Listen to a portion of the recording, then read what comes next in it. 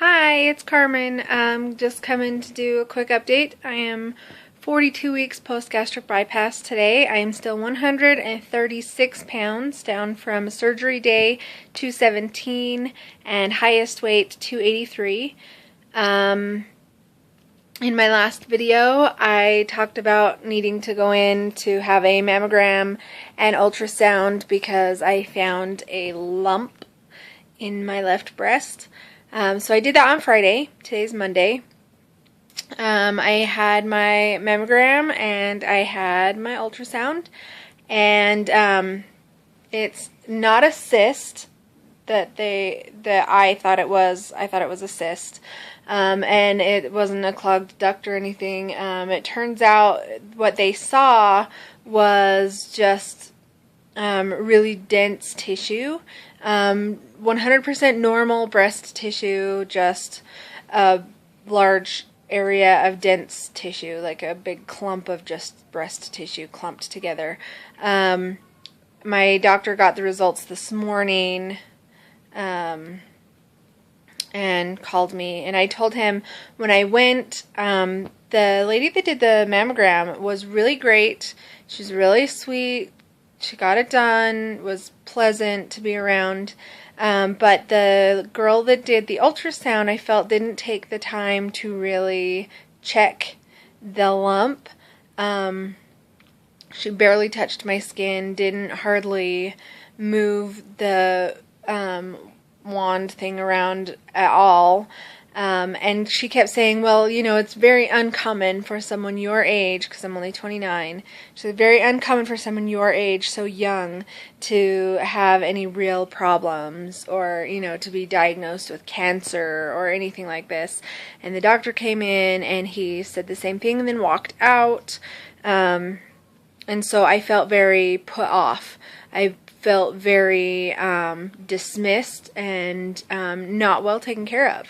I felt that it wasn't very thorough, and I was very upset all weekend about it. And so I talked to my doctor about it today, and I told him, I said, look, I didn't feel taken care of over there. I felt like I was dismissed because of my age. And I said, but what you don't understand is the women in my family were young when they were diagnosed. So it's not, you know, I've got family history on both sides of my family for breast cancer and other things that play into you being high risk for cancer, are if there's other womanly issues, or even for men, you know, prostate cancer, anything with the ovaries, the uterus, the cervix. My grandmother died of cervical cancer. Every woman in my family, including on my mom's side and my dad's side, has had issues with their endometrial tissues, resulting in a lot of hysterectomies. That puts me at a high risk. Starting your period at an early age puts you at a high risk. I was 9 years old. That's how old my oldest daughter is right now. That puts me at a high risk. All the family history of all those things, like I said, puts me at a high risk.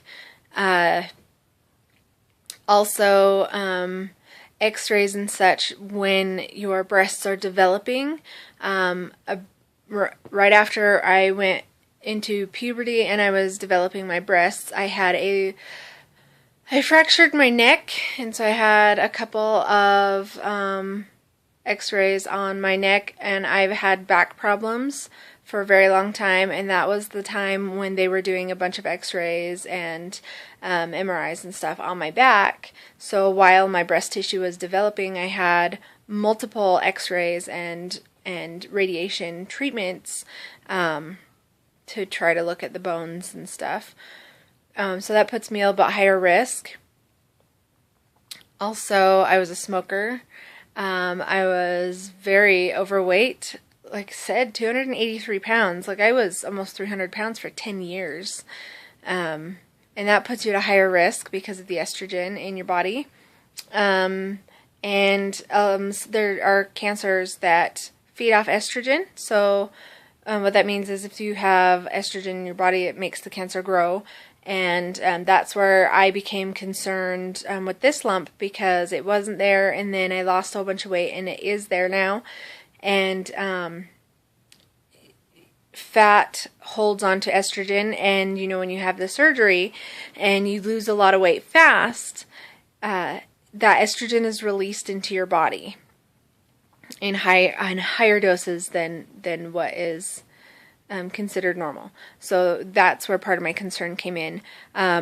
Things that help to take away that risk is I had all 5 of my kids before 30, and I breastfed all of my kids, and I'm healthy now, and I'm taking care of myself and trying very hard not to be at high risk. And I quit smoking and stuff like that. Sorry, don't mind my hair today. It's kind of wonky. I put it in a ponytail and then put my cute little scarf on. Anyways, so I was concerned, and I talked to my doctor. He said come back in 3 months, because I told him it had changed even in the time that I had seen him. And instead of being one large lump, now it had kind of spread, so it's closer to my nipple and into my armpit a little bit more, and it feels like more lumps kind of clumped together. He said that's a good thing. He said it's most likely not cancer. Whew. Because cancer will stay hard and just get denser and denser and denser. But this, he says, what it sounds like is it was a fibrous, some sort of big fiber clump, and it's starting to break down, which means that's a good thing. So, whew, I feel a little bit better, even though I felt like I wasn't taken care of with the ultrasound, and I'm still paranoid that they might have missed something, but paranoia is part of my schizoaffective disorder, so I'm trying really hard to kind of ignore it. It is hard, though. Let's see, what else? Oh, I talked to him about thermography. If you haven't heard about thermography, you should look it up. It's pretty much, there are people who believe that if you get a mammogram early, that it can cause cancer, because getting a mammogram is like taking x-rays, only it shoots 1,000 times higher concentration of radiology through your tissues. So I didn't know this until last night, which I wish I would have known before I went in for my mammogram. But that can actually contribute to cancer. Another thing, okay, so that's with mammograms. So instead of doing mammograms, they are talking about doing breast thermology, which is really common. Thermology has been around since the 1960s. It's been FDA approved for over 40 years. And it's a thermal camera, and it takes pictures of you, and it doesn't put anything into your body. What it does is it reads the heat signatures off of your body. So and there are studies that prove that thermology can catch breast cancer or breast abnormalities 8 to 10 years before they will show on a mammogram, before they become palpable masses. Because what happens is you have a little tumor that starts to grow, and it's just teeny, teeny, tiny, right? Can't see it. And then it acquires a blood supply, and it starts to grow. Well, it's like after like 16 cells or something like that, that it acquires a blood supply. Well, the thermography reads that. The blood supply is hot. You know, it's a temperature that's higher than the surrounding tissues, so it can actually see that there is damaged tissue, and it can actually see where there is a blood supply going to a mass that's not supposed to be there. So that's how it works. The problem that I'm having is there are a lot of doctors who will not look at thermology as a reliable source, even though it has been proven time after time after time after time to catch cancer before a mammogram will, before even an ultrasound will. And insurance doesn't pay for it. But I did find a place that does thermology. It's in Salt Lake. And I'm going to call them and find out exactly how much it costs. It's safe. Doesn't use radiation at all. And you can use it in any part of the body, but I'm interested in it for the breasts to make sure that everything is healthy in there. And it works by doing multiple pictures so that they get a baseline read and they make sure that it's stable. And then if anything changes from that, they can tell where the changes are and, you know, what's normal for your body, what's not normal for your body, stuff like that.